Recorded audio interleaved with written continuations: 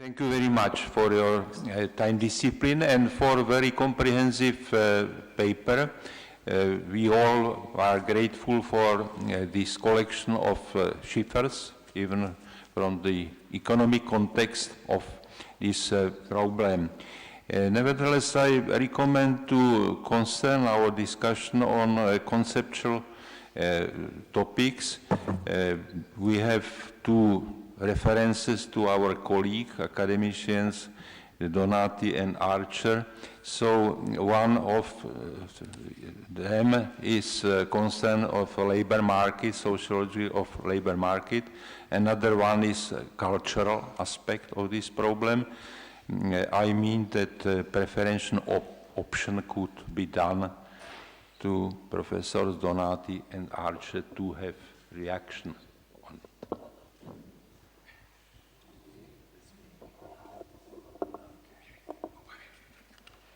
Thank you, Doug, for your very interesting, excellent paper. I have just one comment and, let's say, a question in the form of a suggestion to elaborate more about your conclusions. I start by recalling the Pope's address to this academy, which was distributed. The Pope, in this message to this plenary, appealed for fraternity to become a principle, a basic principle for social life and for a good society. Fraternity. So you have talked in a very clear, clever way about the successes and failures of democracy. Now, to me, as you said, the successes are linked to the couple equality and liberty and freedom, leaving aside fraternity. The Pope explicitly refers to the French triplet of the French Revolution, equality, liberty, and fraternity. Now, the idea of the lib-lab structure of our society is that we have an interplay, both in Europe and the US in different ways, between equality and liberty, which impedes the development of the third pillar, fraternity. Now, fraternity, in a way, was absorbed into liberty in the US.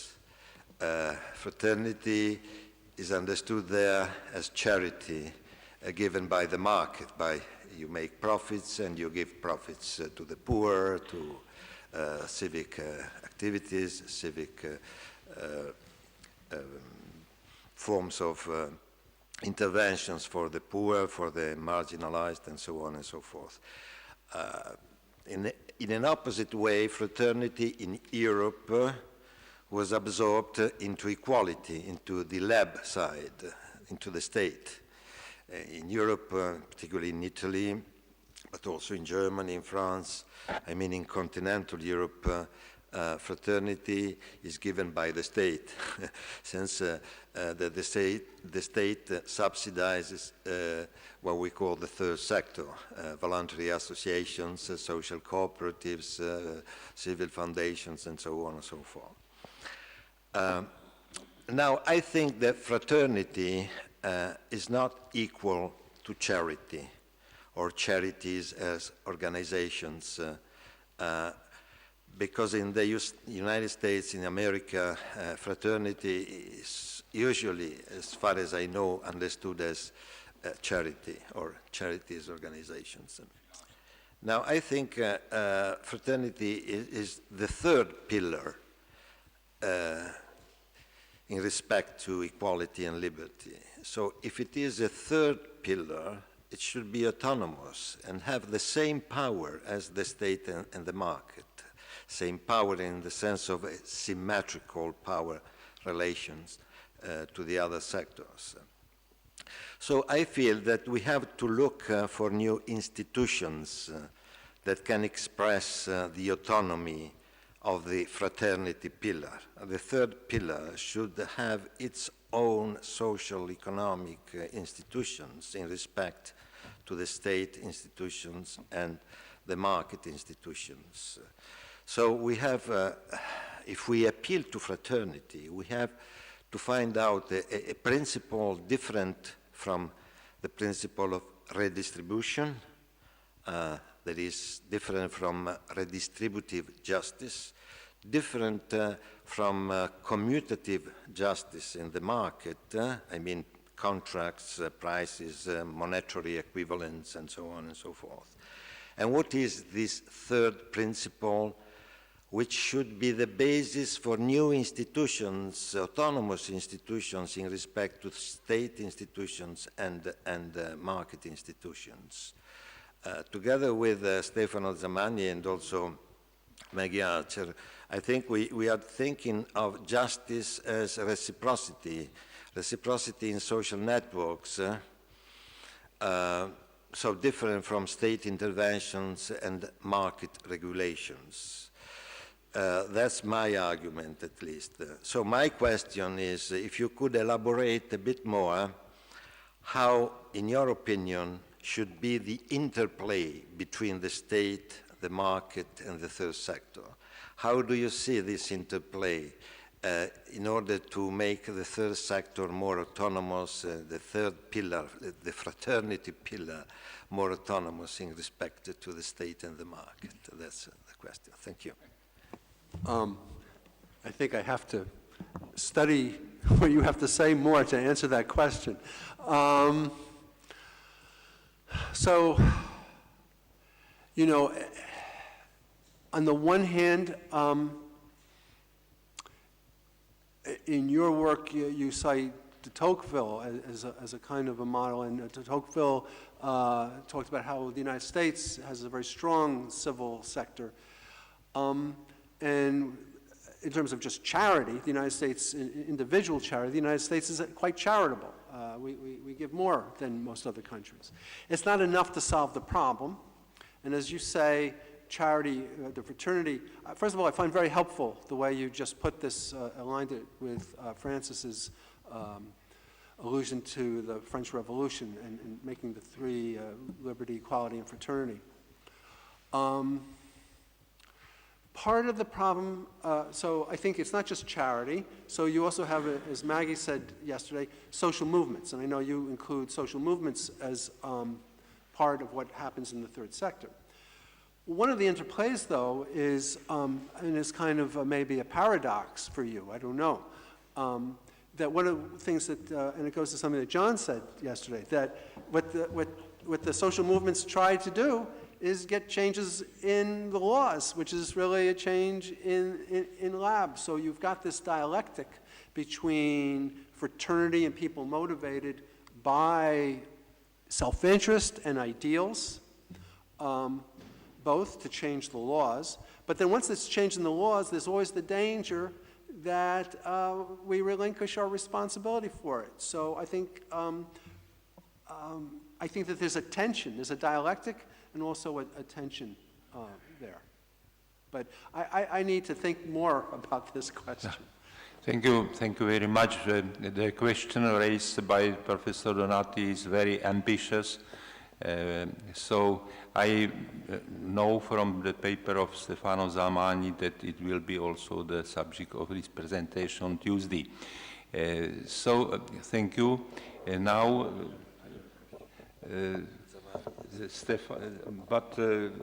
Margaret Archer, do you want to react on this intelligibilia?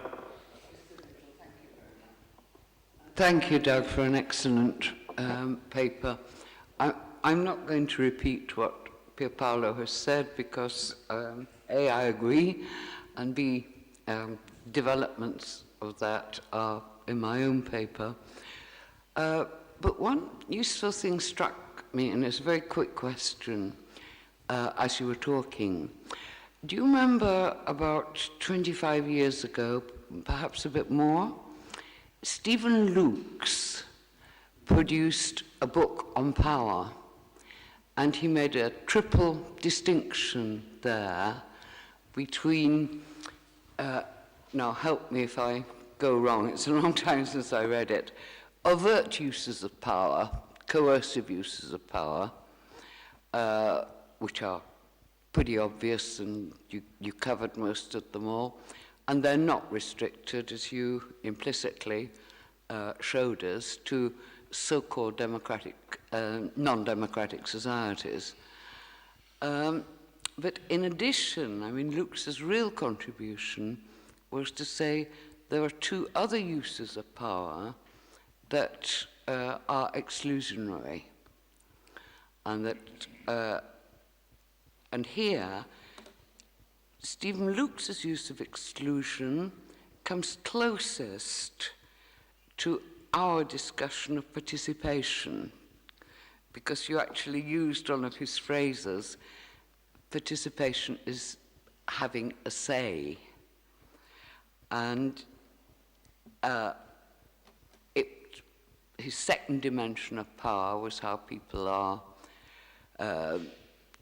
culturally, in Anamata's terms from yesterday, culturally prevented from articulating an oppositional say.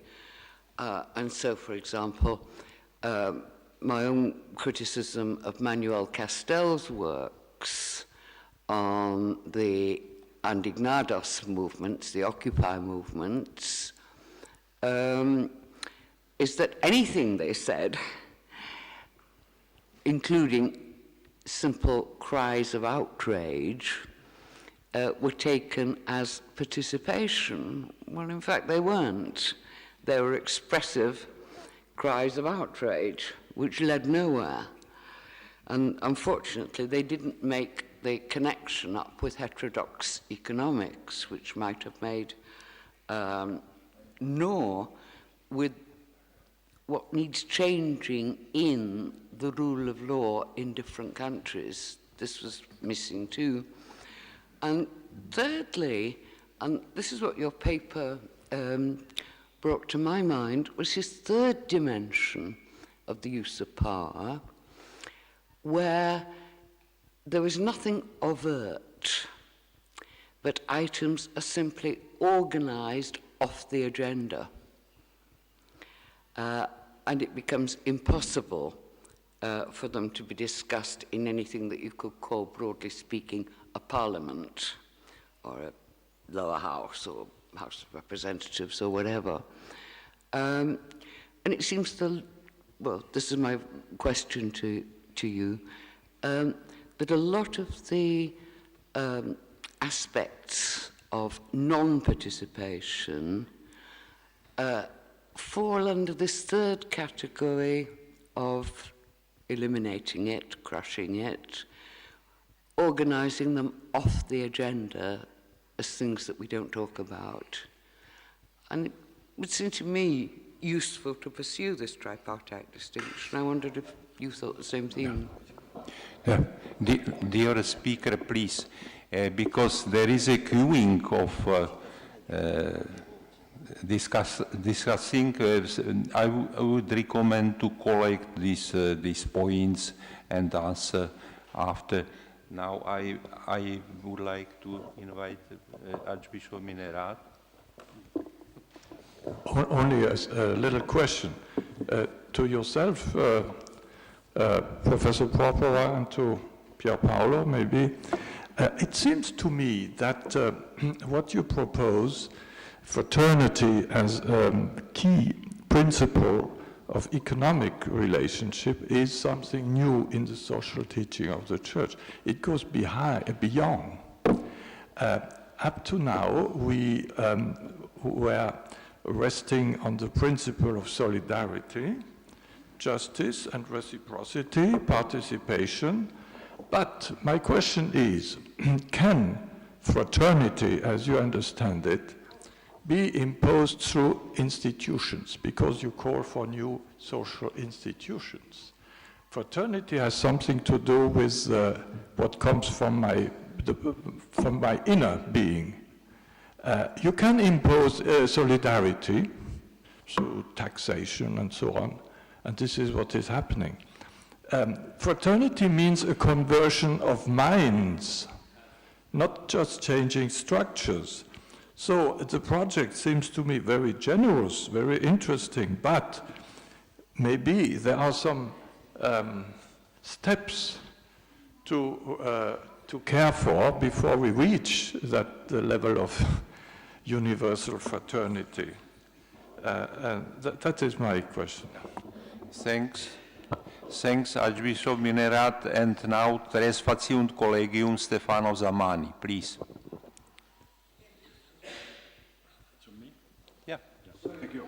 A question Douglas. Sorry, I want to say, here is quoted the text of the Pope, but we don't have read the text of the Pope. It's a little curious that we use text of the Pope, but the people don't know the text of the Pope. We have the text, but we don't read the text. But it was distributed anyway. Yes, but it's not serious. It's also with some respect to the Pope. The Pope sent a text to the President. We need to read the text of the Pope. Sorry. Thank you, Douglas. I have a remark, or better to say, it would be interesting knowing what do you think about the following consideration. A very recent, as you know, line of research deals with the impact of economic inequality and social exclusion upon positive liberty. That is relatively new, because until now we were considering inequality on negative liberty. But now, if we move towards positive liberty. Now, what is emerging from this strand of the literature, very recent literature, is that the dynamics of the inequality freedom nexus are to some extent conditional upon the country political regime. Now, it has been shown that when inequality is low, democracies enjoy a higher level of positive liberty. By contrast, when inequality is high, the level of positive freedom in democracy is actually lower than in strongly autocratic regimes with the same level of inequality. That is a noble fact that, as far as I know, nobody has been considering. And that explains, by the way, the rise of populism. Because people say we prefer an autocratic regime because it's doing better than democracy when inequality. That is why paying attention to inequality and social exclusion, it's important also from the strictly political point of view. What would you consider this remark? Now, please. It seems to me that the question raised by the Archbishop Minerat was addressed more to Professor Donati than to you. So I prefer to ask to do the room to Professor Donati to react on it. And after it would be perhaps more clear also to you. Well, just one word on a question raised by Monsignor Minerat. Of course, I didn't understand, I didn't mean that fraternity should be imposed. My argument is the following. Equality and liberty are moral principles, and they had corresponding institutions. You translate the principle of equality in social institutions, political institutions, economic institutions, and so forth, and so on and so forth. The same is true for liberty. Freedom has its own institutions in society. The market is based upon a certain kind of institutions, contracts, and so on and so forth, which exemplify, they implement the principle, the moral principle of liberty. What I mean is that certainly fraternity, you're right, is a moral principle, is a virtue, is a conversion of mind, is a feeling, and so on, but as a moral principle, it should be translated into social institutions. So for instance, so I wouldn't say that fraternity should be imposed. Fraternity should be organized, should be translated into some forms of organizations. For instance, voluntary associations are institutions translating the principle of fraternity into society. It's not equality, it's not freedom or liberty, which is the basic principle of voluntary association. Certainly, they enjoy the equality given by the state, and they enjoy the freedom as another moral principle, but their internal constitutive principle is fraternity. The same is true, for instance, for social cooperation. Social cooperation is based upon a principle of fraternity. We share the economy of a communion is based upon the same principle. So when I think of institutions, I think how to organize the principle of fraternity, how to implement this principle in terms of autonomous social, economic institutions, civil institutions, exactly in the same way as the principles of equality and freedom were translated into the modern institutions. That's why I think that we have to go beyond modernity in the sense of the modern nation-state based upon the lib-lab compromise. I hope to be clear on this point. Thank you. I do not know if it is a good example, but historically we know also a communion and brotherhood of good death. It is also institution. It was also institution. So please, now they have a room. There is a room for your reaction. Well, I'll start with Maggie's. So I was, in fact, I didn't mention it in my talk, but in the paper, I'm definitely citing Luke's. I'm getting this directly from Luke's. I think that what you're calling his third is actually his second. The agenda setting is his second way of exercise of power. But it brings to mind the third way, which I think is also relevant here. The third way he talks about is, so you're right, with the agenda setting, you've got the exercise of power without any overt conflict. It's just organized out. The third way is the change in consciousness so that the people actually support what you're doing. And I think that what happens, too, with the shift that I was talking about that is brought about by money, both in media and in politics, the consciousness of the country changes. So we have plenty of people now that say, yeah, there is no climate change, because their leaders tell them there's no climate change. So definitely I was indebted to Luke's there. There was no accident that I sounded like Luke's. I think, turning to this dispute, I think that Monsignor Minorat still has a point, that if we want people to feel fraternal, they don't now. Well, my own view is, and I think the Vatican is an appropriate place to say, I mean, I think that, one of the things that with modernity is in the United States too, the United States was always exceptional in being more religious. That's changing. We're less religious than we were. I'm not saying you have to be religious to be moral, but we need some source of morality, and I think that that's disappearing, and so that is actually of great concern to me as a sociologist, well, and as a person.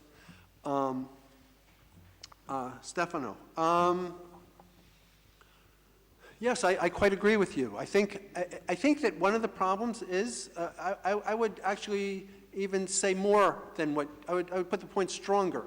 I think that you can't have extreme inequality and democracy. You can continue to call what you have democracy, but it's a name only, it's empty. And, you see this, as you said, people, when you talk to Americans, they say, oh, I talk to my students, they say democracy doesn't work. Well, it's not that democracy necessarily works, it's that they don't have it anymore. I mean, it's been subverted. So I definitely agree with what you're saying.